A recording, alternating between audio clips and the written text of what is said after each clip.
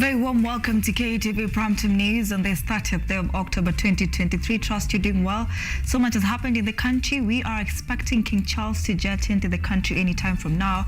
And the KCPE and KPSEA examinations have also begun across the country. We have that stories and much more after the headlines.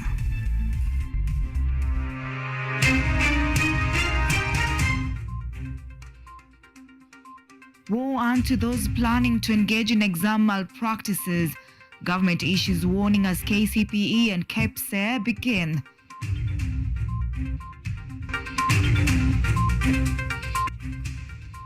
Secondary school tuition to remain as it is. CS Machogu dismisses claims of fee increment in secondary schools.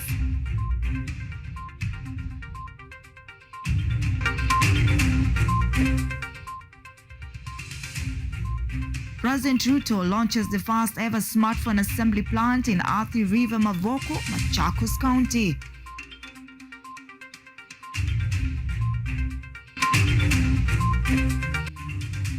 And Bagasi Heritage Council of Elders issues their demands to King Charles ahead of visit.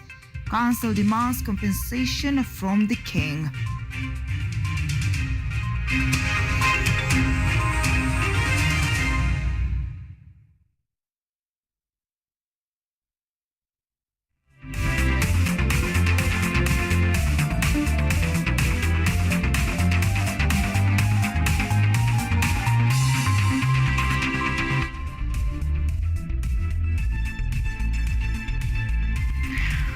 Samuel Kello is our sign language interpreter tonight. My name is Anne Odida. We're live on YouTube and X at KTV Kenya.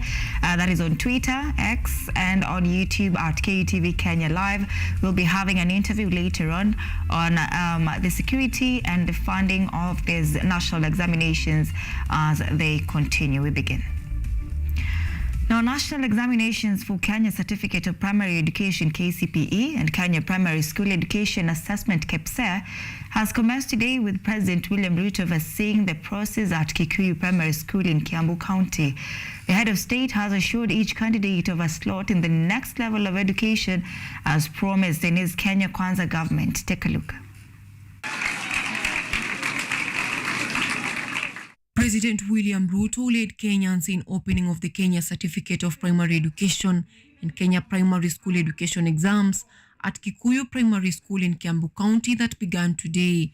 Ruto, while addressing candidates, assured them of smooth transition as they advance to the next phase in their studies. Mjue ya kwamba hii mtihani ni ya kuwasaidia muweze kusonga mbele katika masomo yenu. You are the wealth of our nation.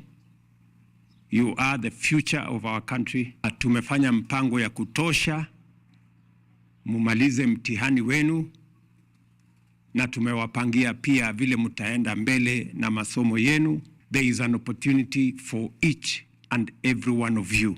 Over 1.3 million candidates in primary schools across the country have begun their examinations today, with 1.2 million grade 6 candidates sitting for KPSEA exams, 3,823 candidates with special needs sitting for KILE exams, and 1.4 million class 8 candidates sitting for the last KCPE exams. The purpose of that exam, Your Excellency, is not for placement, but for assessment on the progress of our pupils at that particular level of grade 6. Prime Cabinet Secretary Musalia Mudavadi, while overseeing the exam at St. George's Primary School, outlined the importance of exam integrity for Kenya's exam credential to be recognized internationally. We want to send a very strong symbolism to the people of Kenya that the integrity of the exams is paramount, so that their credentials can be recognized not just within our boundaries, but even beyond. Primary school teachers will serve as primary school supervisors and invigilators during the exam, as secondary school teachers will invigilate secondary school exams. Nevertheless, no invigilator shall be allowed at an exam center twice. No supervisor should repeat a center more than twice as a supervisor and an invigilator, so that then we bring in objectivity.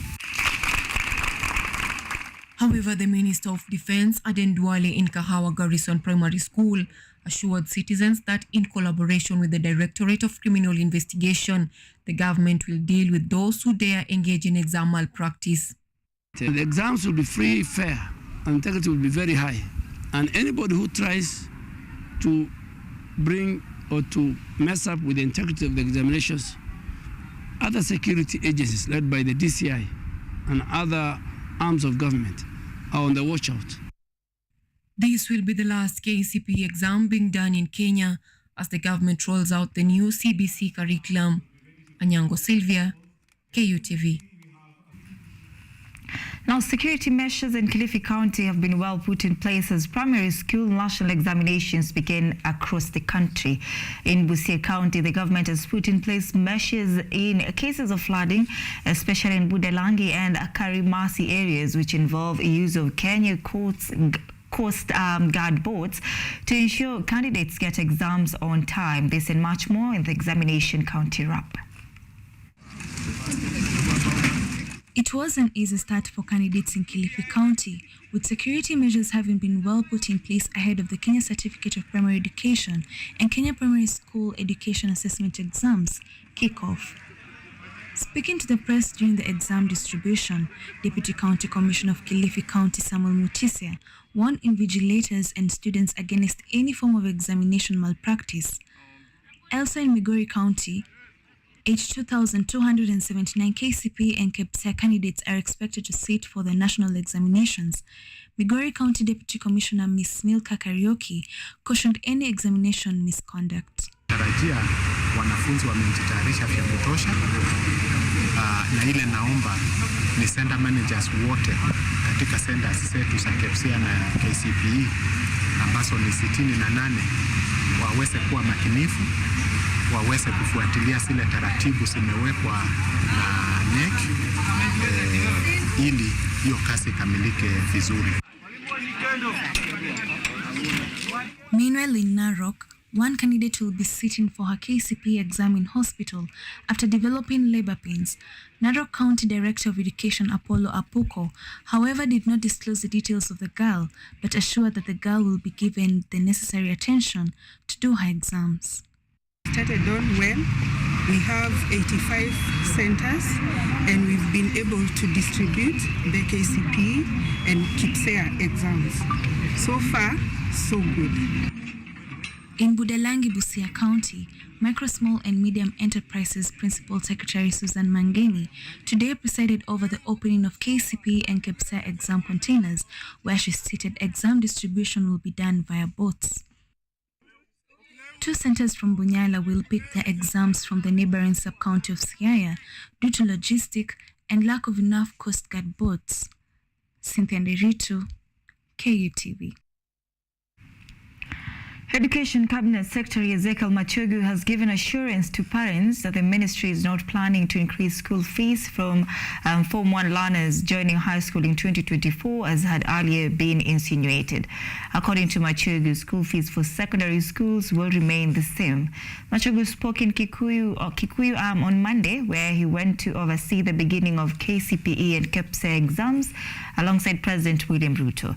Machogu further clarified that currently national secondary schools and extra county schools charge 53,000 Kenya shillings per year, while county secondary school learners will continue to pay 45,000 Kenya shillings per annum. His sentiments come in response to the proposals to increase fees in secondary schools. President William Ruto has launched a digital devices assembly plant, which is a partnership between the Ministry of Information, Communication Technology, Safaricom, and the East Africa Device Assembly Kenya in Mavoko, Machakos County. The devices, according to the head of state, will play a vital role in ensuring Kenyans interact with technology, create employment opportunities, and grow the economy. In fulfillment of his digitization agenda, President William Ruto today launched the first smartphone device assembly plant, which will help in transforming inclusion and ensure Kenyans have access to government services. President Ruto also said that the devices will leverage the barrier to universal inclusion and access to various activities that are intended to be freely available to Kenyans. A significant barrier to universal inclusion and access to various services and opportunities that are intended to be freely available otherwise. To overcome this critical challenge to the bottom-up economic transformation agenda, we identified the production of affordable smart digital devices as one urgent priority, as I said earlier, that will guarantee the possibility of universal. According to the Cabinet Secretary for Information Communication and Digital Economy, Eliud Owalo, the launch of the digital devices will be a solution to the government's digitization agenda. Owalo also said that the devices have been a missing gap in the connectivity and universal access. Inclusivity in the digitalization agenda has been achieved. In pursuit of this digitalization agenda, Your Excellency, there has been a missing gap. The missing gap has been the device.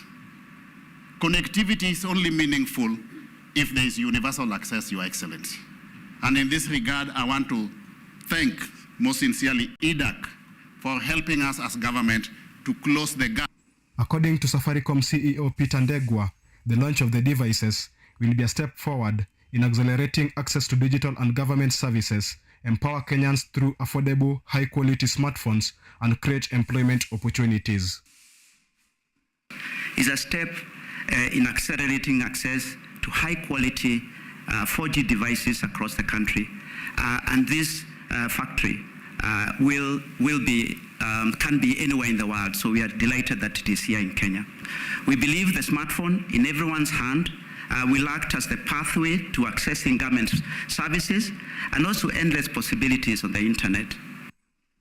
The digital mobile devices, which will cost 7,499 Kenyan shillings, will be available countrywide at fiber shops, dealer stores, and Safaricom shops. In January 2024, the devices will be available on installments upon payment of 1,000 Kenya shillings deposit. Sylvester Ogembo, KU TV. Now, King Charles' visit III to the country has continued to raise concerns among Kenyans and different community groups. The Abagusi Heritage Council of Elders have issued their demands, which they hope that will be presented to the king, among them compensation of their burnt houses, return of their hero's skull, and a formal apology by the king. As Kenya awaits the visit of King Charles III, various communities have continued to raise concern on compensation and apology from the West. The Kisii Heritage Council of Elders have today issued their demands, stating that the British monarch should give an apology, offer compensation of arts and houses which were destroyed by the British soldiers, and construct memorial centers. We also demand that you return the skulls of our people, starting with Otenyo, for a befitting burial. And John King anapofika Kenya, tafadhali akumbuke watu walioteseka kama Wakisii waliturumiwa vibaya mpaka kwa sasa hatuna amani. A spot check by the KUTV in Nairobi saw various Kenyans emphasizing on the compensation of the Mau Mau fighters, as others said that the visit will not be of any benefit to them. Wakati wa Mau Mau watu waliteseka sana, na wengine walikuwa msituni, wengine wakaenda manyani na hawakupewa kitu chochote. Kwa maana akija ajaribu na aone sisi tulikuwa watu wazuri. If he can come and consult Mau Mau members and see on how he can compensate them, that will be the greatest visit to this country. Elsewhere, the Prime Cabinet Secretary Musalia Mudavadi stated that Kenya is the first Commonwealth country to be visited by the king since colonization, and that Kenyans should be proud of this.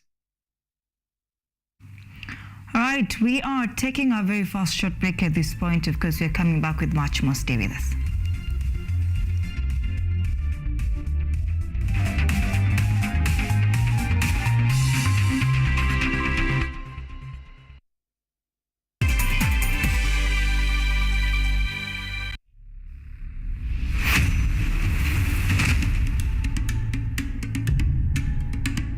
Kipindi hewani ni mitindo ya kipwani. Kama ilivyo kipindi hiki kinahusu nyimbo za taarab, chakacha, midwara, midundiko, bila kusahau mapishi. Ambao ndio uti wa mgongo wa pwani ya Afrika Mashariki. Jamani, swahibu zangu mliopo maskani, hatuonani wenzangu, najua mwanitamani. Hapa KUTV, nahodha mwendesha chombo cha baharini, yani ua linalunukia na kuvutia waridi tamu.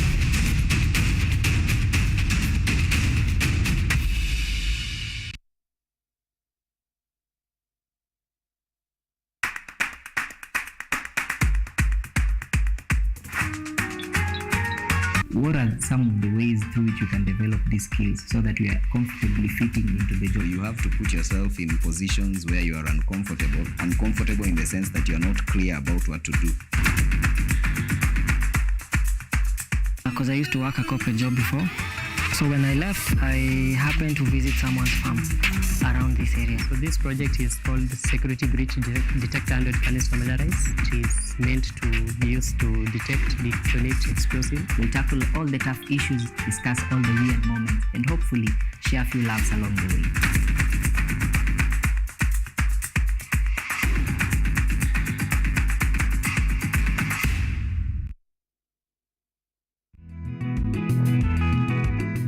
Kutoka kuwa jamii ya kuhamahama na sasa kujumuisha kilimo katika mitindo yao ya maisha. Kwenye toleo la kaunti ya Narok, hii ni Boresha Kilimo, kwani afya bora ni kilimo bora. Kwani kilimo ndicho huboresha maisha. Focus on Health is a show that creates awareness on matters health and informs you on various diseases, their causes, treatment, prevention, coping, and support.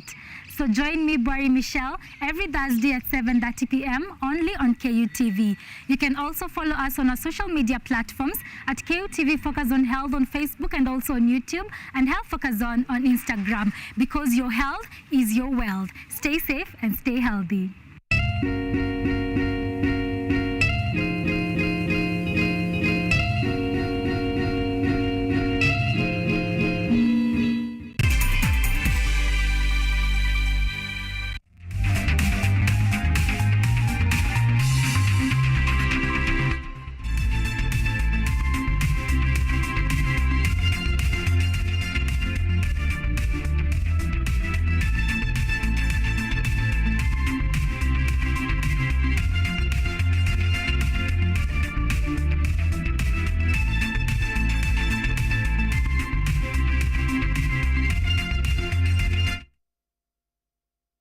And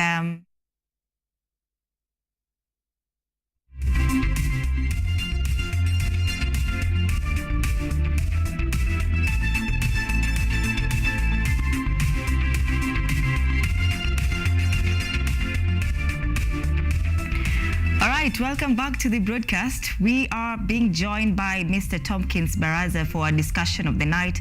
We are talking about the funding of these national examinations which have just begun, that is KPSEA and KCPE. Remember, the KCAC had already began last week with the practical examinations, and Mr. Tompkins Baraza is an examiner of these national examinations. Is here to just shed light. Is joining us on Zoom and is here to shed light on what is happening. Good evening, Mr. Baraza. Good evening, madam. How are you? I'm doing well. Now, I want just to get us started. Kindly help us by providing maybe an overview of the Kenya national examinations and their significance in light of both education funding challenges and the past issues of delayed payments for examiners as one of them. Yeah, first of all, right now we have 4 national exams which are going on. We have KCSE, that is for the Form 4s, which started on last week, that is 23rd of October, where we had German, French, home science. German, French was done on a Monday and Tuesday last week, that is 23rd and 24th. Then 26th we had home science. And even today, that is 30th of October, we had home science, and we shall have other technical subjects this week, like those schools which offer power mechanics. I'm a teacher in Nakuru High School, and we have 24 subjects here. Power mechanics, woodwork, drawing and design, art and design, music, French.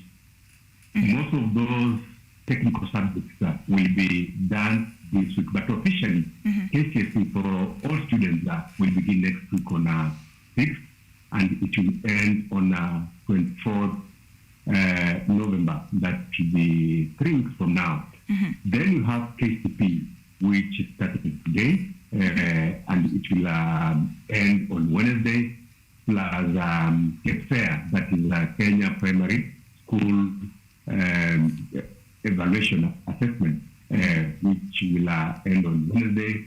Then you have the exam, the CLARE for the special needs students, which also started today, and it will end on Thursday.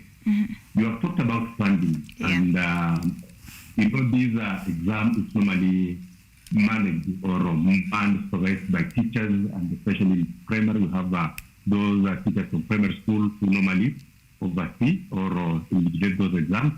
Then in secondary, we also have high school teachers, and the center managers are normally the head teachers or the principals in various schools. Then we have the supervisors and the invigilators, then the security team, the drivers who normally ferry exams from the containers to various exam centers. But the kind of payment which is usually allocated to those who participate in this national examination is not promising. For example, if a security officer is paid 400 shillings per day, or an invigilator is paid 500 shillings per day, or a center manager, that is a principal or a head teacher, is being paid 500 shillings in a day.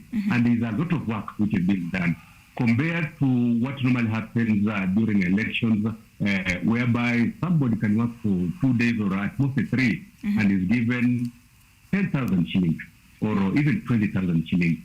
So those who normally participate in the exercise feel that they are not well remunerated. Also, after the exam, we have a very serious exercise, whereby in KCP, we have teachers who normally go to mark Insha and composition, and the kind of money they are normally given per script is not promising. They are subjected to very bad working conditions, whereby teachers wake up at around 4 a.m. in the morning, they sleep at around 10, sometimes 12 a.m. So you see, like, NET is interested with the results, the product. They want to finish marking in a short period of time, and teachers go home, but the kind of payment which they are given is very little. Even in KCSE, initially, I remember, I started marking in 2008.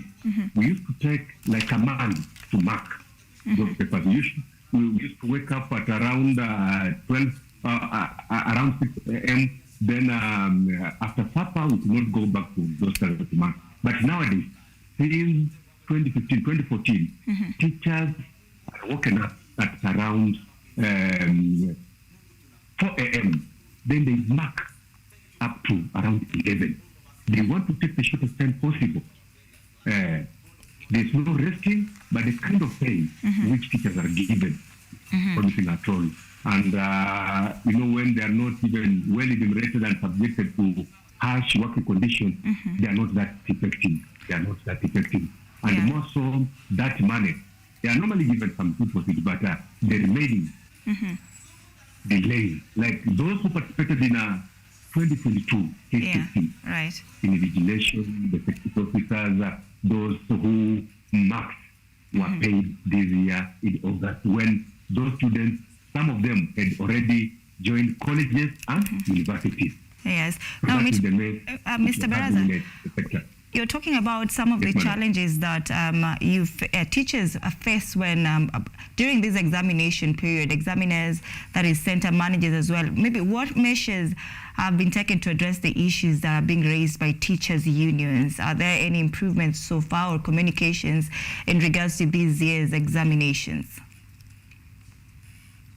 The unions, I want to thank our unions that is put and not raise the issues, and what NEC did, that is the Kenya National Examination Council, they only added 5 shillings per paper. You see, like most of the papers are marked between 45 shillings to around 70 shillings. So even if they add 5 shillings, and that money will be taxed later on. So at the end of it, that hardworking teacher will not go home with that something. Number 2, you feel like the deputy or assistant center manager, the deputy principals or deputy head teachers, before they are not considered in terms of payment. And the law provides, or the policy which is there, when schools are closed, the only person who is supposed to remain in school is the center manager, that is the head teacher, and the deputy principal, with those the candidates, let's say the Form 4 candidates or Class 8 and the 6 candidates. Initially, the deputy principals or the deputy head teachers were left out, but starting from this year, at least they'll be given something. But the kind of money, the amount of money they are given is still too little for them. Now, payment for last year's examiners delayed, and as you've mentioned, they were paid in August of this year. And now, CS Mashchogu, that is Education Cabinet Secretary, revealed that 5 billion Kenya shillings has been disbursed, has been allocated to the Kenya National Examination Council for exam distribution. Do you think that this year there will be changes when it comes to payment of examiners? We are hoping for the best as we prepare for the worst. In Kenya, they normally saying that a particular sum of money has been allocated. It is very easy to say than to implement. They can allocate, and in most cases, they allocate that money, but that money remains with the treasury. After marking or doing the process of marking, then they write to the treasury that you require this kind of amount of money. It's just like the capitation, which is normally allocated for every student in primary and secondary schools. Like when we cross this year, the government usually allocates around 20,000 per student. But the amount of money which was spent to every student is not more than 10,000. It's around 10,000. So you find out that a lot of money remained with the ministry. So it makes the work of those who are managing schools or the administrators very difficult. So unless that money is paid immediately after these teachers finish marking, then we trust what the CS is paying. Because they can say that you have allocated 5 billion, then that money will never reach the teacher, or it will take a long time for them to be paid. So, but what I want to urge the government is that let teachers or those who are involved in managing or supervising this examination be paid instantly. For example, those who are invigilating and supervising, the security officers, the drivers, the center managers, immediately after exam, maybe after 1 week, let them be paid for the work which has been done. Those will be going to mark KCP. I believe KCP will be out before December. Immediately they finish the exam, the subject like mathematics, science, and others will be marked using the computer. Then composition and finisher, they normally take 1 week to mark them. So immediately they finish marking those exams, let them be given their money. KCC also, I think the report on 27th of November, and it will take around 2 weeks. 2 weeks after marking, how I wish that the government will pay all those teachers will be involved in that national excellence in a good time. And that one will also motivate the teachers. And if teachers are motivated, they will do a good work. Right. Now, maybe, do you think this delayed payment of examiners maybe impact the overall quality of examinations across the country? Of course, if you are doing a work and you are a particular work and you are not assured of instant payment, your effectiveness, you can't be that effective. Although many teachers during marking, they take that work seriously. But at the end of it, if they are forced, for example, you are supposed to work for between 4 a.m. to around 10 p.m. or 11. That fatigue can make you not to be effective because it reaches a time whereby you see some ministry officials or members of the NEC moving around the marking centers saying that you have to finish marking. For example, maybe this year they say you want to finish marking by Jamhuri Day or that 12th of December. So can you make sure you increase the speed of marking? So that one alone can make these teachers not effective. And when somebody is tired also, the brain cannot function well. Sometimes you might find them not awarding marks well where they're supposed to be awarded. Something of the sort. Now, you also mentioned something about teachers experiencing resource shortages in various schools. How maybe do you ensure security and integrity of the examination process, especially when schools and teachers are facing these resource shortages due to funding issues? Can you repeat your question? How do you ensure the security and integrity of the examination process, especially in areas where the teachers are facing resource shortages due to funding delays? Yeah, the government said that it had allocated some money so that some areas whereby you have some shortages or diesel Nino. And we saw in some areas whereby the exams were supposed to start at 8:30 in the morning, but they started at around noon. So you see, even those students who are in those schools cannot feel that they are on the same level with the other students in other regions. Secondly, it's very easy for some of the papers to be exposed.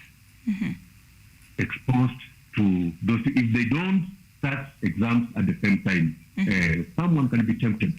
Someone can easily be tempted if they are not paid well. And for example, those who man the containers or the security officers, when exams are taken from the containers, they are normally taken by the center managers. Those are the principals. Then they are taken to their various stations. Then it is the duty of the police or the security agents to make sure that those exams are safe. They are not supposed to be taken to the offices. Sometimes those security officers are tempted to open those papers, and with the issue of technology, they use phones, take pictures, then through WhatsApp. Maybe somebody has told you that if you take a picture of a particular paper and give it 10,000, and this security officer maybe that after the end of the exercise, he will wait for 6 months, 2,000 shillings. That kind of things make some of them be tempted. And even some we had the report which was conducted by the Education Committee in Parliament that some of the principals normally collide with some of the officials, those who normally are in charge of storage of those exams, so that they open some of the papers early, then they are given papers through WhatsApp, then the students revise them maybe before 6 a.m. That kind of thing lower the integrity of our exams.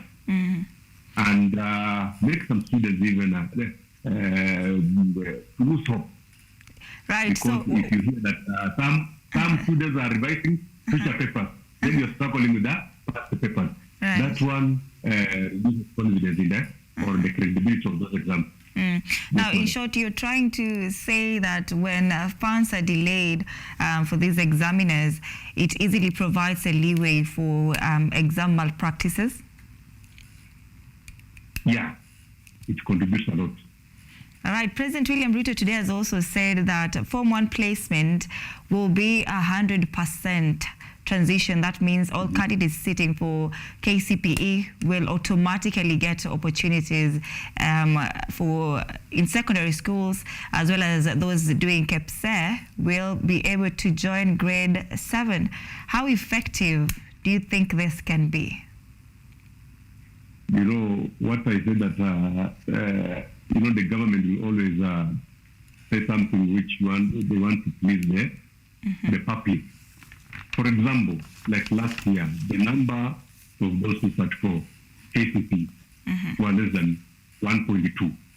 And when you walk around public schools, you see those schools are very congested, very much congested, unless we come up with the private sector, increase the number of private schools or in the number of classes, we still have congestion. 1.4 million, and you compare with those students who are leaving this year in Form 4, they are around 900,000. So we have a surplus of around 500,000. And already the schools are congested now. So unless the government comes up with measures and build, let's say, several classes in high schools and also dormitories and other facilities, that one is very possible. But we are going to have a crisis in January. Right. Now that this year we are having the last KCP, there is no chance of repeating. So you either go to high school or you go elsewhere. So we expect majority, if not all, of those who will sit for this year's KCP to transit to secondary schools where they'll be. All right. They behind in those schools, unless the government do something. Yeah. All right, Mr. Baraza, allow us to take our very first short break at this point during this interview session. We're coming back with this conversation, so stay with us.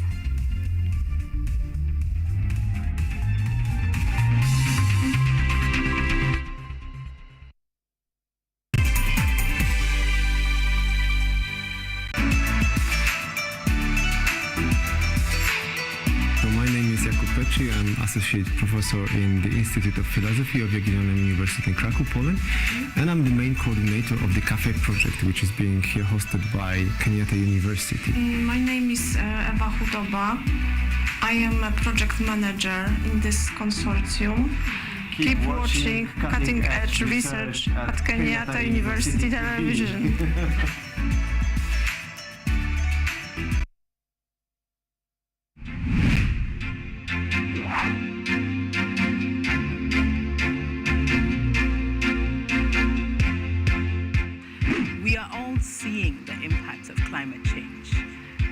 In Kenya, for example, the frequency of the floods is becoming more and worse. The amount of people and livestock we're losing.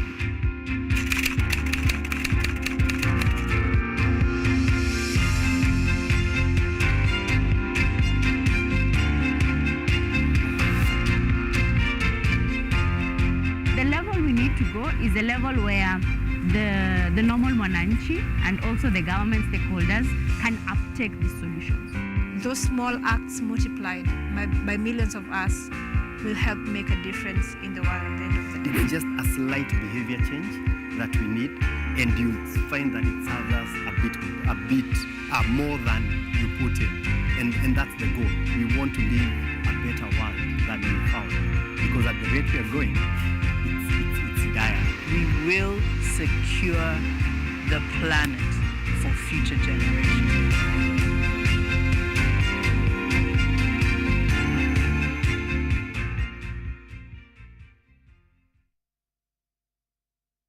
Are you an aspiring media practitioner, a graduate, or you just want to advance your skills in television production? Then welcome to Kenyatta University, where education meets innovation. KUTV, the premier university television station in Kenya, is now offering short courses in TV studio, field technical operations, and video editing.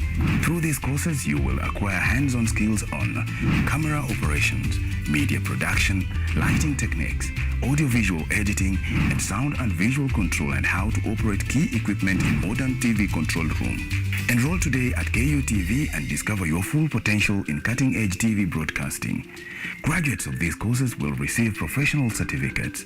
For more information, visit our offices at KUTV Studios or call us on 020-870-4252 or 020-870-4255 or SMS us on 0739-110-544. KUTV, a new experience.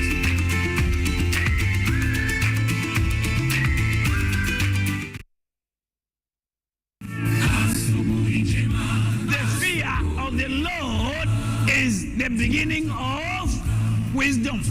The Bible says, when he spoke, then he spoke a parable to them, that men always ought to pray and not lose heart.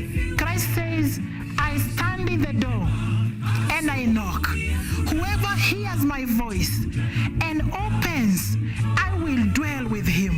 Like the moon, I will fade, but like the star, I will rise again. And though I fall, be rest assured that I will rise again. Go to the hospitals, tell them that God will heal them. Go to the prisons, tell them that they'll be free. Go to the crusades and tell people that Christ is coming, and sooner than the word itself, is the second advent is imminent.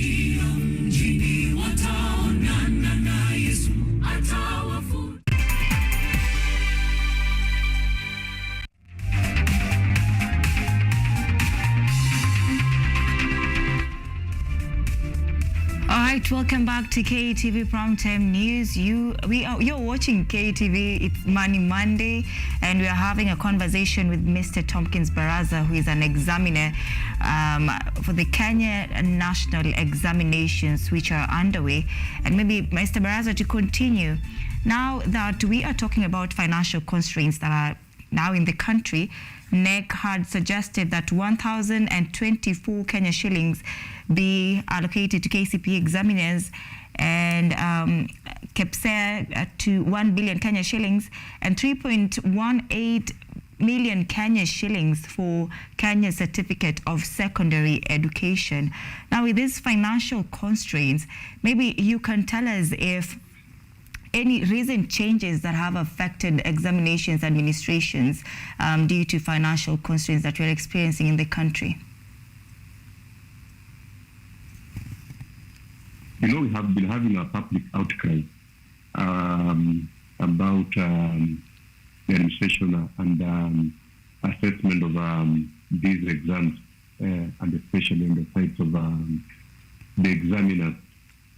So the little addition, I think will make a little difference, but still it is still below what is expected by those who normally handle these exams, starting from the center managers, the assistant center managers, the invigilators, the supervisors, and most of those who go and mark those exams.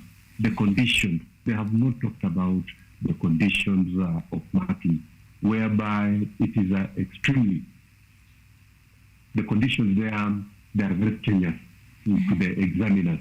How I wish that they could allow these examiners to be marking from between 6 a.m. to around 7 p.m. After supper, they go and relax, and they are well eliminated because this one is a national exam. And remember, the Ministry of Education is a ministry which is normally allocated a lot of money as compared to other 22 ministries. Like for the sake of this financial year, 2023-2024, the Ministry of Education was allocated over 620 billion. So I think it is the work of the CEO of NEC, that is Dr. David Gejere, and the Cabinet Secretary of Education, plus his Principal Secretary, to allocate more money, just like what they normally do for those who normally oversee elections in Kenya. They normally get a lot of money. It's not that serious, but marking involves so many things. It's not just marking. The marking. Right, now when you say the government should allocate more money, it has already allocated 5 billion Kenya shillings. How much do you propose? Like 10 billion. That one will at least help. We want the examiners to be paid well, the center managers to be paid well, the invigilators, the supervisors. Imagine you are having your car, and now with the high fuel prices, you are using, maybe daily are using around 800 or 600 or 1,000. Then at the end of the day, you are given 400 shillings. And more so, those examiners, not examiners, the invigilators, the supervisors, they are not supposed to be provided with a lunch. So you have to dip inside your pocket to buy yourself lunch. Those who are invigilating and supervising exams, in some schools, they are not given lunch. So you have to make sure you organize your own lunch. So such kind of things really demoralize teachers. Now, is there any opportunity? And if you have been identified to go and invigilate or supervise and you refuse, some actions will be taken by the Teacher Service Commission. Mr. Barasa, are there any opportunities for transparency and accountability? Now that you're proposing that this money be increased to 10 billion Kenya shillings, let's talk about transparency and accountability when it comes to distributing this money, this 5 billion Kenya shillings. Is it guaranteed? Yeah, if they allocate, teachers will know. And, they'll have even to double. Let's say, for example, a paper is marked with 5 shillings. They can increase that paper, double it to 110. So at least at the end of the marking exercise, NEC will come up with the budget and account for the money, how it was spent, the amount of money that was given to invigilators, supervisors, those who mark, and what was also paid. Those centers where exams are normally marked, they are also paid because they have to buy food, accommodation, and other services which are normally provided to the teachers. So it is very easy to account for the money which has been used. All right, now if they can account for the money, the billions of money which are normally sent to schools to make sure that students continue with their education. What about the few teachers who are there? And the teachers who are normally involved in marking and all the exercise, they are not more than 300,000. Whereby we have over 20 million students, which are normally supported by the government. What about teachers who are few? Yeah. All right, now as we wind up, and this should also serve as your parting shot, Mwalimu, maybe what do you suggest as key priorities and best practices now to NEC and the government in upholding the efficiency and fairness of examination processes, including payments and waiver allocations? First of all, the government should make sure that the ongoing exams will have high level of integrity. There should be no loopholes. Leakages should not be there. Number two, they have to take care of the welfare of all those who are concerned with the management of these exams. Education is a very important sector, and those who are involved, starting from those who, for example, from Nairobi to various containers, then from the containers, the various drivers to various exam centers, the drivers, the security personnel, center managers, assistant center managers, invigilators, supervisors. Let them be paid well. And you know, when they are paid well, those temptations of being involved in a malpractices will cease. Number two, during marking process, I want to urge and plead with the government, let the marking conditions for teachers be good. Don't make the process so strenuous the way it has happened for the last around 5 years, since 2016, 2017, not even 5 years, around 8 years. The marking conditions are not good. Even some teachers have been dying during the process of marking. Let them consider the marking time, the duration which is normally used. Is better for these teachers even to take a longer period, and they are effective than just to, you want to minimize the number of days so that you can save money which is paid to the marking centers at the expense of teachers. Let us treat teachers as human beings. And after marking, after marking, let these teachers be paid immediately. Thank you so much, Mr. Tompkins Baraza, for making time for us right here tonight at KTV Primetime News. We do appreciate your time. Thank you too. All right, we're taking another short break at this point. We're coming back with more stories. Stay with us.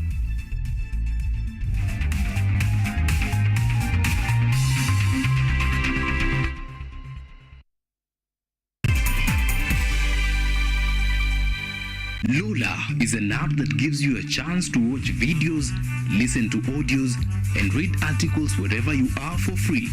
Motivational stories, dramas, campus life, technology, lifestyle, adventure, sports, academics, jobs, entertainment, and more.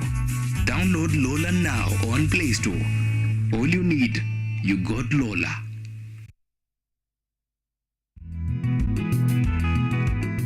Kutoka kuwa jamii ya kuhamahama na sasa kujumuisha kilimo katika mitindo yao ya maisha. Kwenye toleo la kaunti ya Narok, hii ni Boresha Kilimo, kwani afya bora ni kilimo bora. Kwani kilimo ndicho huboresha maisha.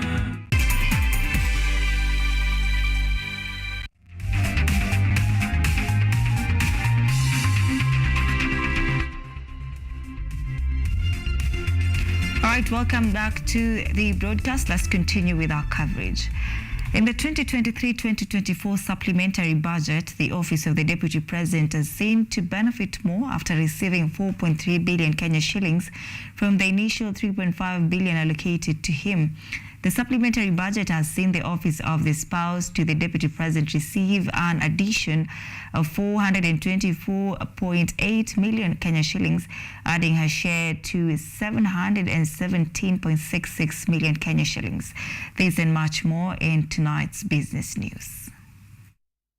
The Office of the Deputy President and his spouse for the first time has overtaken the Office of the President in allocation of budget after the Office of the Second Lady, Dorcas Rigathi, was allocated an additional budget of 424.8 million. In the 187 billion supplementary budget tabled in Parliament, the President Office budget has been cut from 4.3 billion to 4 billion, while the Deputy President initial budget was 3.5 billion, which has gone high to 4.3 billion, and his spouse office budget from 292.86 million to 717 million.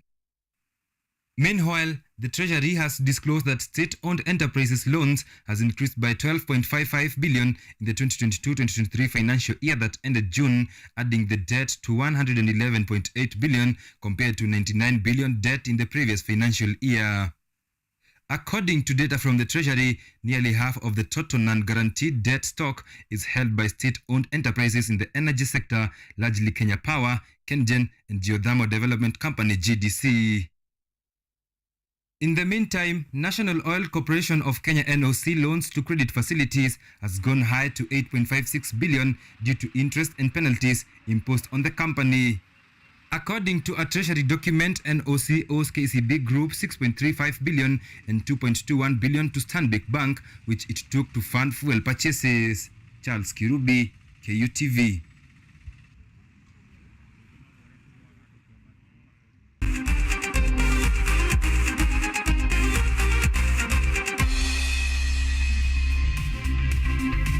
All right, let's take a look at what's happening in the world of sports.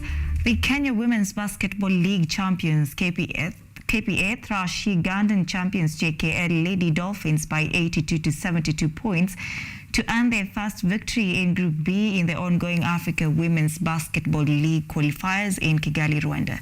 Kenya's Equity Hawks were also victorious in Group A after thumping Vijana Queens from Tanzania 98 to 66. The 2023 Africa Women's Basketball League is set to take place in Cairo, Egypt between December 8 and December 17. In the English Premier League Match Day 10 action, Liverpool cruised to a 3-0 victory against Nottingham Forest to remain in the top 4, while it was boys against men in the Manchester derby as defending champion City thrashed United 3-0 at Old Trafford, courtesy of a brace from Norwegian striker Erling Haaland and another from Phil Foden to move level with Arsenal on 24 points, 2 points behind league leaders Tottenham Hotspurs.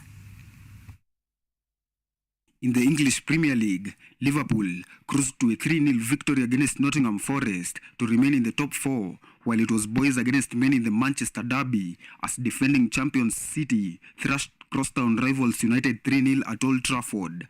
Manchester City are level on points with Arsenal, 2 points behind league leaders Tottenham Hotspurs.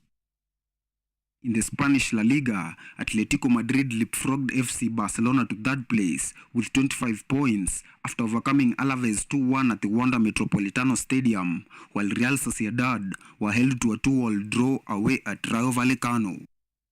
In the Italian Serie A, league leaders Inter Milan overcame AS Roma by a solitary goal courtesy of a late strike from Marcus Thuram, while defending champions SSC Napoli remained fourth on the log after coming from behind to draw 2-2 against AC Milan at the Armando Maradona Stadium.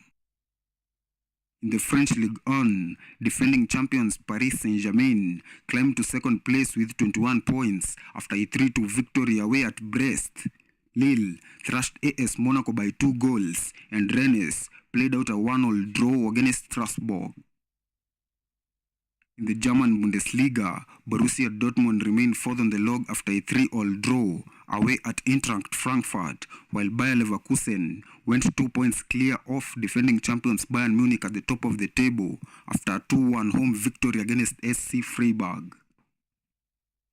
Jama Gikomo for KUTV Sports.